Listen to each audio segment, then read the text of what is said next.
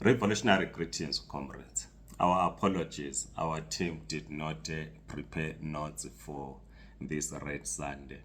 But we will look into the arrest of Comrade Job Sikhala and his colleagues. Comrade Job Sikhala leads the National Working Group, which is consulting on how to resolve the political, economic, and social problems in Zimbabwe.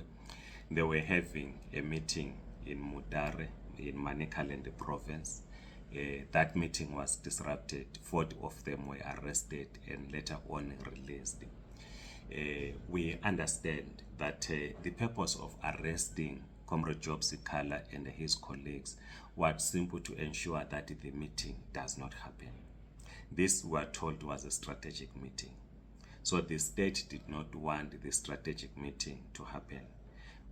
Comrades traveled all over the country to attend the meeting. Of course, they call themselves Democrats. I hope I won't come under fire from them when I refer to them as comrades. They've now decided that they are known as Democrats. So for the benefit of them, I will use the term Democrats. So these Democrats went to Manicaland for a strategic meeting. The police bounced on them, arresting, detaining them for hours, making sure that the meeting does not progress. And the lessons we are drawing is that the regime, even though it is facing serious internal problems with regard to the 2030 agenda, it does not want any threat from the opposition. Whether it's a faction linked to those that are anti the 2030 agenda or the faction that is pro the 2030 agenda, the regime descends heavily on perceived opposition members who want to build an alternative outside ZANU-PF. That's the lesson we draw from the arrest of Comrade Job Sikhala and others. Comrades always argue and say Zimbabwe is a failed state, and we always say no, it is not a failed state. A failed state is the one is actually the Democratic Republic of Congo. It's a failed state. You have in the eastern side of the Democratic Republic of Congo, M23 appointing governors or appointing leaders in areas which they now control, which are no longer controlled by the Democratic Republic of Congo, the state itself in the DRC. It is no longer in control. That's a failed state.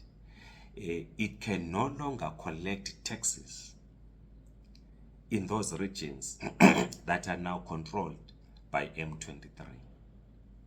But when Comrade Job Sikhala and his colleagues went to the eastern side, it's always in the eastern side of a country, in the eastern side of Zimbabwe, in Manicaland for a meeting, the police were quick to arrest them. Because the argument from the Zimbabwean state is that you cannot organize and convene a meeting. You cannot actually convene a meeting without a permission from the state. You need police permission. In the Democratic Republic of Congo, M23 have granted themselves permission to appoint governors. So DRC is a clear case of a state that has failed. Not in Zimbabwe. Zimbabwe is not a failed state. So we condemn the arrest of Comrade Job Sikhala and others. Even though they've been released, we condemn.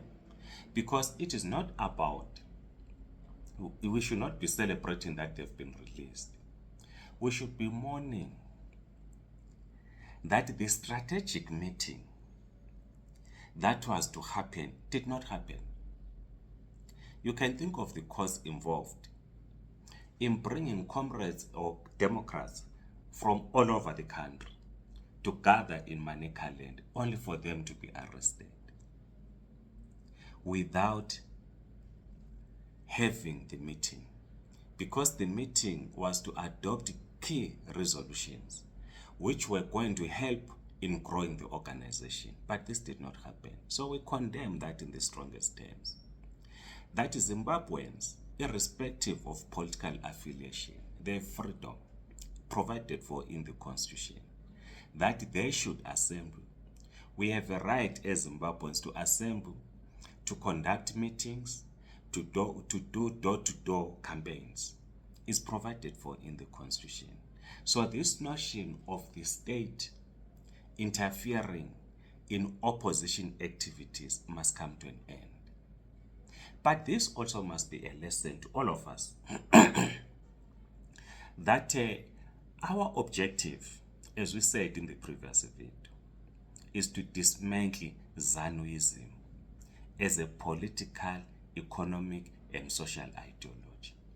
We should not join in one faction of ZANU-PF. The other comrade says, no, Mabena, you are wrong, or this happens. Not at all. The faction that is in ZANU-PF opposed to the 23rd agenda should actually be joining progressive forces which are outside ZANU-PF. Progressive forces should not be joining a faction in ZANU-PF.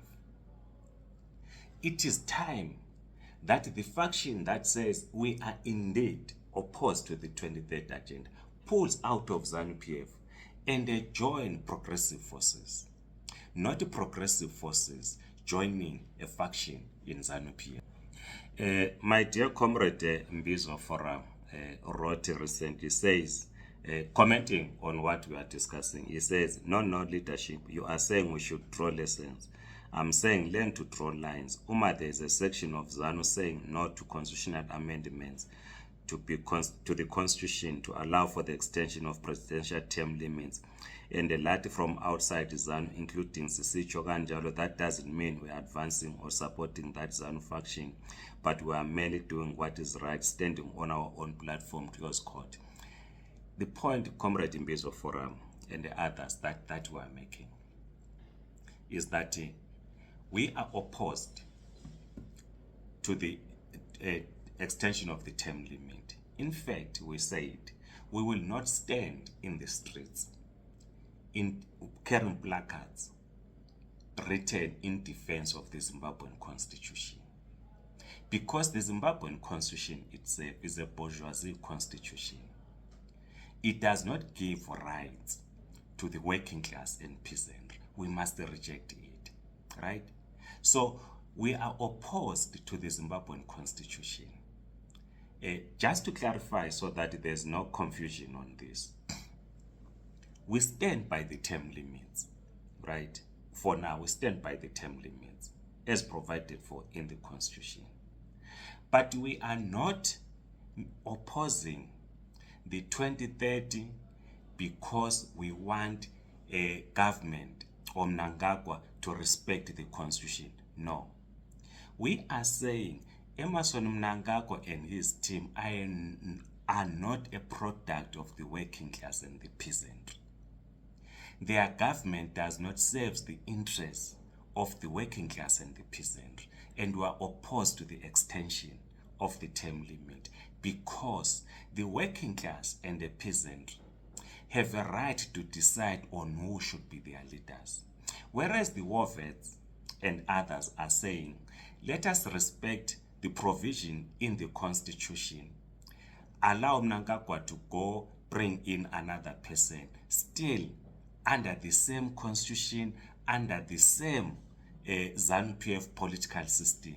We are saying we are opposed to both, right? We are opposed to the 2030 agenda. We are opposed to a faction in ZANU-PF. We are opposed to the constitution of Zimbabwe as it does not advance the interests of the working class and the peasantry. We are for the dictatorship of the proletariat. We'll expand this point in another video. Otherwise, please like this video, subscribe to this YouTube channel. If you're on TikTok, please do follow us. Otherwise, Amandla Comrades.